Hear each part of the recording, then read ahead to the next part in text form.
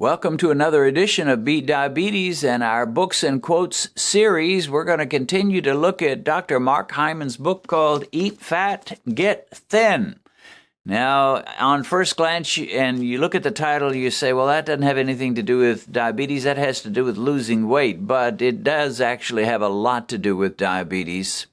And there's no way you can really beat diabetes thoroughly and for a lifetime if you're afraid of fat.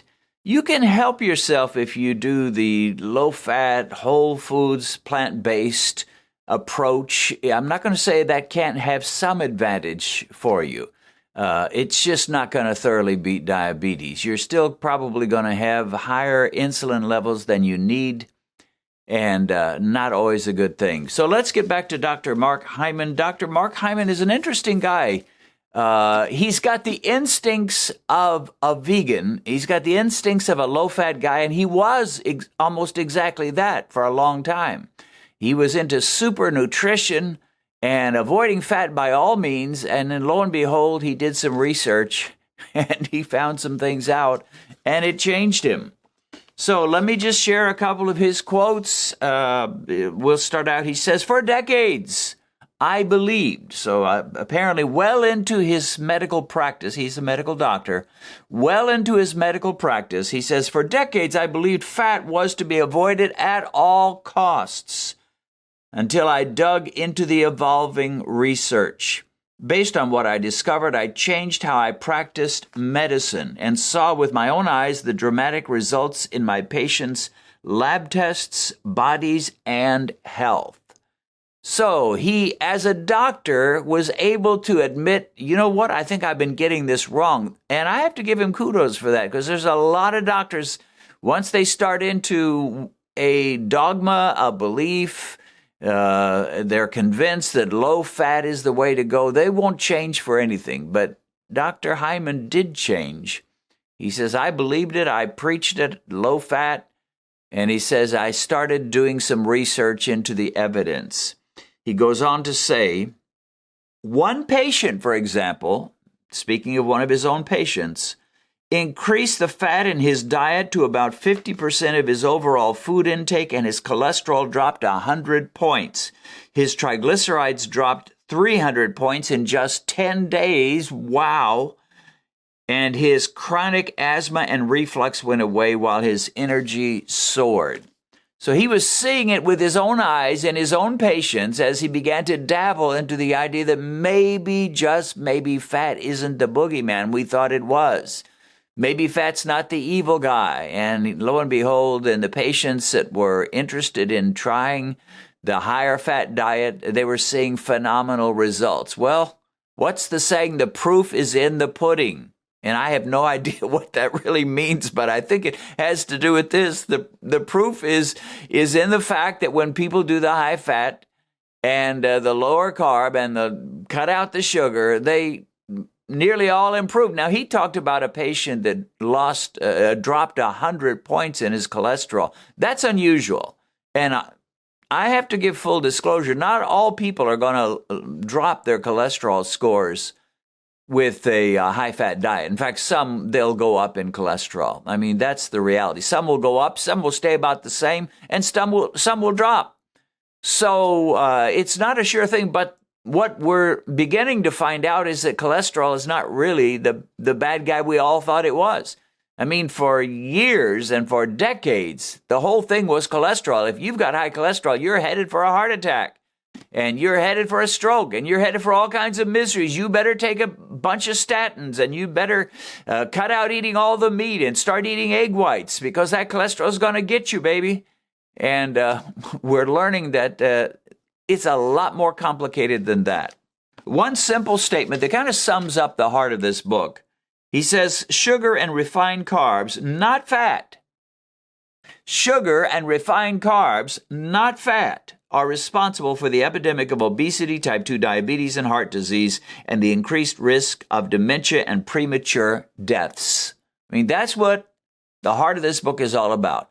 Sugar and refined carbs. And I will say, if you've gone into the land of diabetes and you've gone over that 6.5 marker and you've been diagnosed as diabetic, you may need to worry not just about refined carbs, but just carbs in general can be a problem. I'll never forget something Dr. Bernstein said. He was more fanatical than I am on that, and I'm pretty fanatical, but he said, carbs are your enemy. Well, I don't quite see it that way, but I get where he's coming from, Dr. Richard Bernstein, because he tests his blood sugar fanatically, and he finds out when I eat a lot of carbs, it goes up. When I don't eat many carbs, it stays the same. In another place, he writes this: the evidence is now moving away from dietary fat as the root cause of both weight gain and heart disease and shining a bright and damning light where it belongs on carbs and sugar. So, he says the evidence is moving the other way, and he quotes a lot of studies here. We won't get into them today. We'll probably look at them another time.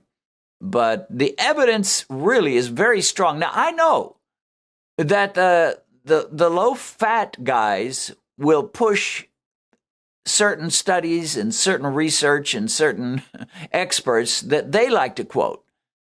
But to me, the strongest evidence is low-carb and high-fat for health and definitely for beating diabetes. I mean, there's just no question about it.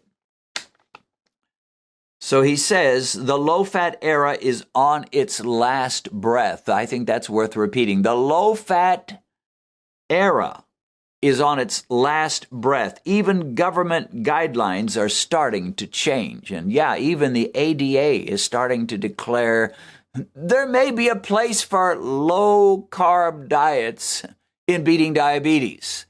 So you get the ideas that these government agencies and the ADA and the AAH, American Heart Association, you get the idea that they're saying this, that low carb can work, grudgingly, reluctantly. They're not happy about it. They wish they didn't have to say it at all, but they have to say it because it's true and the evidence is just pouring in and you can't deny it anymore.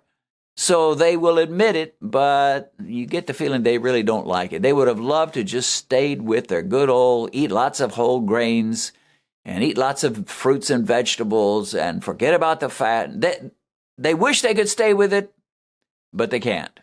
Now, Dr. Hyman does share some of his own experience about what went on that changed his thinking and the problems he had in his earlier days. He says, I became a vegetarian, and for 10 years I avoided any animal products except low-fat yogurt and egg whites. I kept oils to a minimum. I ate lots of bread and pasta. He said, I knew too much sugar wasn't good for you, and I ate plenty of whole wheat, low-fat cookies and low-fat frozen yogurt. He says, by the time I was 35, I'd gained 15 pounds. I studied nutrition and followed a healthy, balanced diet, the same one I recommended to my patients. I thought it was just normal aging. I didn't eat junk food. I never had a soda or processed food. I ate a whole foods diet rich in grains, beans, fruits, and veggies, and didn't go overboard on sugar. I ate little fat, but my body just kept getting flabbier. So his diet seemed like the kind Dr. Mark Furman and Dr. Dean Ornish and so many of these guys would say, attaboy. Attaboy, you're doing great. You're doing just fine. He says, I'm gaining weight. I'm getting flabbier. Nothing is working too well for me. He says, as the research started emerging on the dangers of sugar and refined carbs, even whole wheat bread. Repeat, even whole wheat bread. Normally we see that brown bread and we just, the color just says to us, it's healthy, it's good for you, it's brown. It's not nasty old white bread. It's good old brown bread. And he's like, yeah, even the whole wheat bread can be a problem. He says, I cut down on sugar and carbs, but still I feared fat, especially saturated fat, which I knew as a doctor was the cause of heart disease. And he puts the word knew. I knew it was the cause of heart disease in quotes. In other words, I was wrong, but I knew it. I thought it anyway. He says, if I exercised a lot, like riding my bike 35 miles a day, I thought I could keep some of the excess weight off, but it wasn't sustainable. Trying 35 miles a day riding his bike. Still couldn't keep himself in shape. He says, then over the last 10 years, as the tide turned, I began to change my own eating habits, my recommendations to my patients.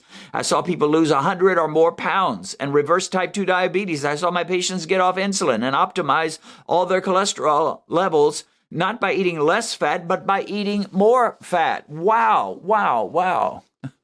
Well, The saying, the proof is in the pudding. The proof is in your patients. You're seeing your patients do well on high fat, and he's seeing himself do poorly on low fat.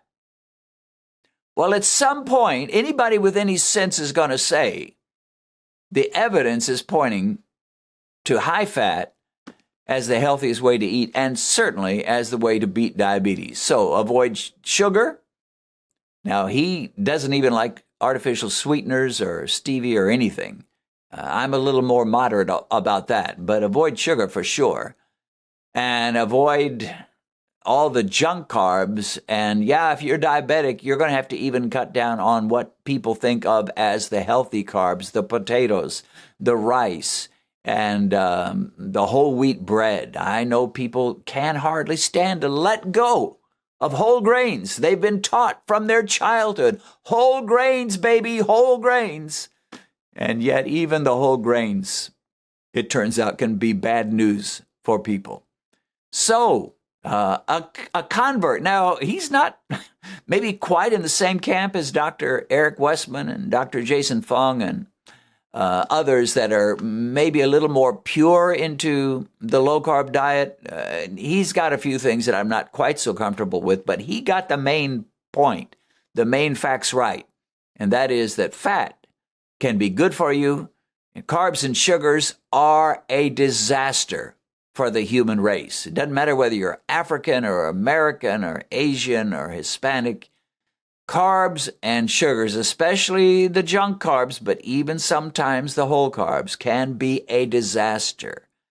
Cut down the carbs, wipe out the sugar, and eat a little more fat. If you've recently been diagnosed with diabetes and you've just discovered this channel, let me recommend that you go to our Uploads page, which will give you access to every diabetic video we've posted since we began. As you work your way through all our videos, I believe you'll find the help you need. A link to our Uploads page is in the description.